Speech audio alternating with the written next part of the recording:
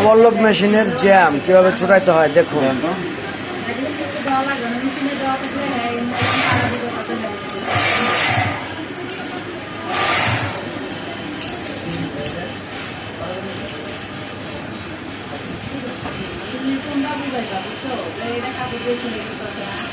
মাথায় তো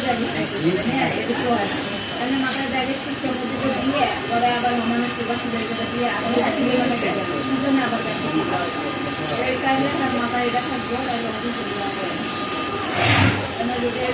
বিভিন্ন রকম ময়লা থেকে জ্যাম সৃষ্টি হয়, ময়লা পরিষ্কার করা হচ্ছে। তাই না?